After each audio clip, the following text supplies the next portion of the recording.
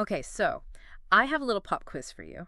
Just a mental exercise. Okay, I'm ready. I want you to picture a movie director, but not just anyone, someone iconic, someone whose style is so distinct that if you saw like 30 seconds of their movie, you'd go, oh, I know exactly who made this. You mean the kind of director whose name basically becomes an adjective? Yeah. Like Hitchcockian or Spielbergian. Exactly. The heavy hitters, the ones who really changed how movies look and feel. Right. Now, here's the assumption we all make, and I am definitely guilty of this. We assume that if a director has reached that level of fame, if they've defined a genre or made a masterpiece, they must have at least one Oscar nomination for Best Director. It just feels like a safe bet. It seems like the baseline, you know? You change the industry gives you a nod. Right. But here's where it gets really interesting and honestly a little bit shocking. That assumption, it's completely wrong. In way more cases than you probably expect.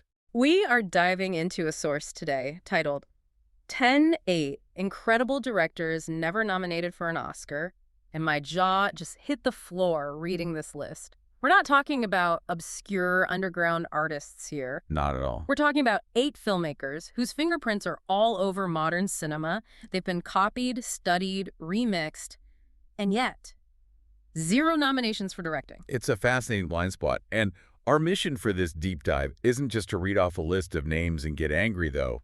Fair warning, you might get a little frustrated on their behalf. I'm already there. We want to explore who these directors are, why their work is so fundamental, and maybe try to figure out why. Why did the Academy just look the other way? I'm still reeling from some of these. I mean, these are people who didn't just make movies, they built our collective imagination. Well, let's start with the absolute titans, the ones the source calls the genre definer. Yes, the Yeah. ones who took a genre and basically made it their own. And you can't talk about that without talking about the Western, and you can't talk about the Western without Sergio Leone. It's impossible. He is the spaghetti Western. When I think of Leone, I immediately hear that whistle. I see the poncho, I see the dust. And the stare down. Don't forget the stare down. Stare down. But that's the thing. Leone didn't just film cowboys shooting at each other. He changed the whole rhythm of the movie, didn't he? He completely rewired it. The source highlights the specific approach he had to patience. If you look at Westerns before him, they were often really theatrical, very dialogue heavy, or just quick action. Leone went the other way. He slowed everything down. He wasn't in a rush to get to the bang-bang. No, because he understood that the threat of violence is actually more cinematic than the violence itself. He would just stretch a moment out until it was almost unbearable. And the way he shot it, too. The source mentions his signature extreme close-ups. Right. So in this era of widescreen cinema, where everyone was trying to show these huge landscapes, Leone would fill that entire massive screen with just a pair of eyes. Wow. Or a hand just hovering over a holster. He made the landscape of the human face feel just as epic as the desert. That is such a cool way to put it. And obviously, we have to mention The Good, the Bad, and the Ugly. Of course. That movie is legendary. It's on every list of greatest films ever made. It is. Yeah. And along with his earlier films, it completely changed the morality of the genre. Before Leone, you usually had the white hat versus the black hat. Good guy, bad guy. It's a super clear cut. Yeah. Leone brought in the grit, the sweat, the gray areas. Yeah. He made the West feel dirty and dangerous and morally ambiguous. Yet, the Academy watched all that happen, saw the industry change around him, and gave him 0 directing nominations. 0. During his prime, he was completely shut out. That's wild. I know the source says he eventually got something, but it feels more like a sorry we missed you note. He received an honorary Oscar in 2003. 2003. Exactly. Decades after his most influential work. It's the classic Academy move. Yeah. They ignore the revolution while it's happening because it looks lowbrow or too violent. And then 30 years later, once it's safely in the history books, they say, oh, right, good job. Sorry we missed you. Here's a statue. Well, speaking of genres the Academy seems to think are lowbrow, let's talk about horror and sci-fi. Because this next snub, this one hurts me personally. You must be talking about John Carpenter. I am talking about John Carpenter. The man gave us Halloween. He gave us The Thing. These aren't just movies, they're foundational texts. They are. But Carpenter's lack of recognition really points to a specific systemic bias in the awards world. The Academy has historically viewed horror and sci-fi as technical exercise. Oh, right. They see the special effects or the makeup, but they don't really see the directing. Which is so ironic because the source points out that Carpenter's genius wasn't about the effects, at least not entirely. It was about atmosphere. Precisely. Carpenter favored atmosphere over explanation. He trusted the audience. He didn't feel the need to hold your hand. No. Think about the thing. He doesn't give you a 20-minute presentation on the biology of the alien. He just traps you in a room with a bunch of paranoid men and lets the dread build. He creates this suffocating, cold atmosphere where you don't know who to trust. That is pure direction. It's masterful, and there's a detail in the source that I think makes this snub even more egregious. Carpenter is a total auteur. He wasn't just pointing the camera. You mean the music? The music. I actually didn't realize the extent of this until we looked into it. It's one of the most impressive things about him. He often wrote the scripts, directed the film, and composed the score. That iconic Halloween theme, the ding, ding, ding, ding. Yeah. That is John Carpenter on a synthesizer. So you have a guy who is writing the story, visualizing the story, and then creating the sonic landscape that tells you how to feel about the story. That's a massive creative footprint. It is. But because his movies involved guys in masks or aliens in the snow, the serious voters just labeled it as popcorn entertainment. They missed the craft because they were looking down on the genre. It's a huge oversight. But okay, if we think the Academy has a hard time with horror because it's scary, they seem to have an even harder time with directors who actively try to make the audience feel, well, gross. The masters of discomfort. Yes. Let's talk about David Cronenberg. Now, Cronenberg is fascinating because he didn't just work in a genre. He arguably invented a subgenre. Body horror. Exactly. And for the uninitiated, that doesn't just mean gore. It's more philosophical than that. Cronenberg understands the intersection of technology and the human body better than almost anyone.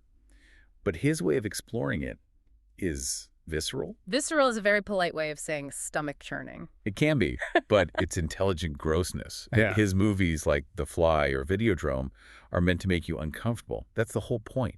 He wants you to feel the fragility of the flesh. He wants you to question what it means to be human when the body starts to change or merge with machines. And he's been doing this for a long time. 5 decades. And he's still at it.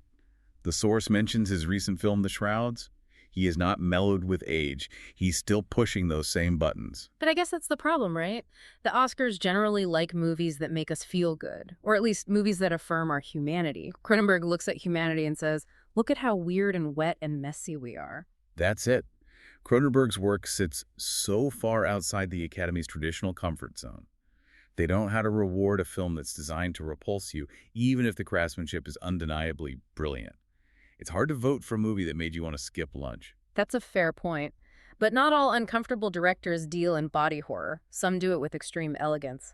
We have to talk about Park Chan-wook. The South Korean master. The source describes his work as elegant on the surface, uncomfortable underneath, which I think is the perfect description. It's such a tricky balance to pull off. If you pause a Park Chan-wook film, it looks like a painting. The cinematography is gorgeous. The wallpaper, the costumes, the framing, it is high art. And then you press play. And then someone gets hit with a hammer. Or a terrible, terrible secret is revealed. I mean, Old Boy. We have to mention Old Boy. Old Boy is the starting point for most people. It's shocking. It's operatic. But it is also deeply disturbing. And that's his signature. He takes these taboo subjects, revenge, violence, twisted relationships, and he packages them in the most beautiful wrapping paper you can imagine. And he's incredibly consistent. He's doing TV now, too, right? The Synthesizer came out recently? Yes, in 2024. He has incredible range. But here's the specific sting for him. The source points out a very recent snub. His film, No Other Choice. Oh, right. That was shut out completely. Completely. And that was widely considered one of the best directed films that year. It just shows that even with the Academy trying to be more international, I mean, they think of Parasite winning, there is still a hesitation with Park's specific brand of elegant darkness. It's like they can appreciate the craft, but the content just pushes them away. They see the beauty, but they just can't get past the twist. It seems so. Okay, so we've got the genre guys and the discomfort guys, but what about the directors who make things that are just undeniably beautiful, the ones who are all about style and emotion? The stylists and the architects. Yeah. And this brings us to a name that I think is just a tragedy to be missing from the Oscar rolls. Wong Kar-wai. Oh, absolutely. If you want to talk about vibes, and I use that word with total respect, Wong Kar-wai is the king. He is. The source puts it beautifully. He values lingering feelings over strict plot points. Lingering feelings. I love that. He isn't interested in getting from point A to point B in the most efficient way. He's interested in how point A felt. He's interested in the smoke swirling in the air, the way a dress moves, the color of the streetlights. And his method is pretty unique too, right? He's big on improvisation. Donnelly, yes, Sure. heavily. He's famous for working without a finished script. He lets the chemistry of the actors and the mood of the set guide the movie. It's incredibly risky. Most directors would just crash and burn trying to do that. But when she does it, it's magic. Magic. We have to mention In Mood for Love. A masterpiece. The music, the slow motion, the colors, just the way the camera moves, it's hypnotic. You don't just watch that movie, you sort of live inside it for 2 hours. It's captivating, and that's why the source calls the lack of a nomination a huge mistake. Because directing isn't just about managing a schedule or getting lines right. It's about creating a world. Wong Kar-wai creates a world of color and longing that's unlike anyone else's. To ignore that is to ignore a fundamental expression of cinema. It really feels like a huge miss. Now, shifting gears slightly to someone the source calls an architect of the new Hollywood era, Brian De Palma. This one is baffling for different reasons. With Wong Kar-wai, you could maybe argue, oh, he's too international or too art house for the old guard. But Brian De Palma, he is Hollywood. Right. He made Scarface, The Untouchables. Carrie, blowout. He's an expert in multiple genres: horror, thriller, gangster films. He was running right alongside Spielberg, Lucas, Scorsese in that new Hollywood pack in the 70s and 80s. And his movies are iconic. Everyone knows Say Hello to My Little Friend. That is etched into the culture. Exactly. And here's the thing that really stings, and the source makes a point of this. Actors in his films have won Oscars. Sean Connery won for The Untouchables. Sissy Spacek was nominated for Carrie. So wait a minute. The Academy watched the movie. They loved the acting enough to give it a trophy, but they ignored the guy directing the actors. Precisely. It implies they thought the movie succeeded despite him, or that they just didn't respect his style. De Palma was very flashy. He loved split screens, long tracking shots, very Hitchcockian suspense. Maybe they thought he was just copying Hitchcock. There was definitely a criticism back then that he was just a stylist or a pastiche artist. But looking back now, he built the visual language of the modern American thriller. And unlike Leone, No honorary Oscar. nothing. Nothing. The source calls it a major disservice, and I have to agree. You can't tell the story of American film in the 80s without Brian De Palma, and yet the Academy just acts like he wasn't there. That is cold. It is very cold. Okay, so we've covered the overlooked icons, but now I want to get into the deep end. The directors who aren't just making movies, they're challenging the format of cinema itself. The challengers of time and form. We're talking about Béla Tarr. Now, I have to admit, until I read this deep dive, I didn't know much about him. But the description of his work, wow, it sounds intense. Béla Tarr is not for the casual Friday night popcorn viewer. The source says his movies require time and patience. That is an understatement. He's the absolute antithesis of the modern blockbuster. We're talking about slow cinema in its purest form. Let's drop the example from the source, Satan Tango. Yes, the legendary Satan Tango. 7 hours. Ugh. Long. 7 hours. I mean, I can binge a TV show for 7 hours, sure. Yeah. But a single narrative film, why would he do that? Is he just trying to torture us? It's not a gimmick, and it's not torture, though it is demanding. The source explains that the length is the point. It allows the viewer to feel the weight of repetition and despair. So you actually have to live through the boredom and the struggle with the characters? Exactly. If a character is walking down a muddy road in the rain for 10 minutes, Tarr shows you the walk for 10 minutes. He doesn't cut to the destination. 10-minute takes. Often longer. And usually in this stark black and white, it forces you to slow your brain down. You stop expecting the next plot point, and you just exist in his world. It's an immersive, almost meditative experience. I can see the artistic value in that, but I can also see why the Academy voters, who probably have a stack of 50 screeners to watch in a month, might look at a 7-hour black and white Hungarian film and say, you know what, maybe I'll skip this one. It's a massive barrier to entry, certainly. It requires work. But if we're judging Best Director based on uncompromising artistic vision and complete control over the medium, Béla Tarr is a giant. It's a shame that best so often just means most digestible. Well put. And finally, we have another director who challenges the audience, but in a different way.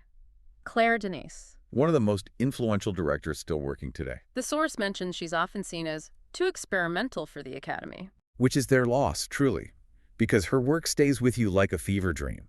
She doesn't always follow a linear narrative.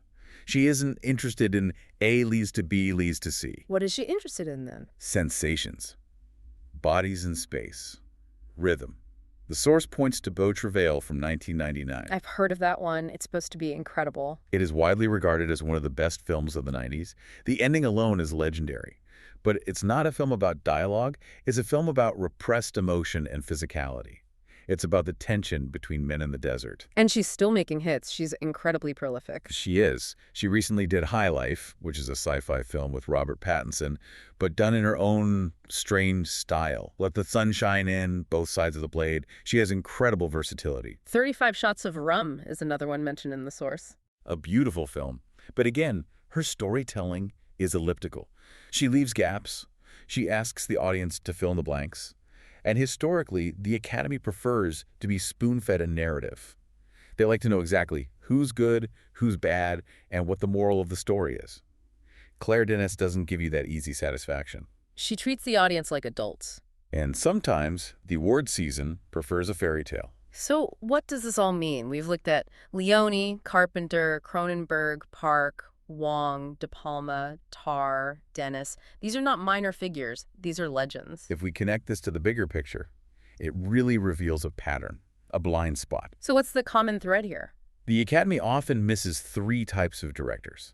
The innovators who define low genres, like horror or westerns. Right. The provocateurs who make us feel physically uncomfortable, and the experimentalists who challenge the very form and length of cinema. It seems like if you color too far outside the lines, you don't get the trophy. Exactly. Innovation is often punished in the short term and rewarded in the long term.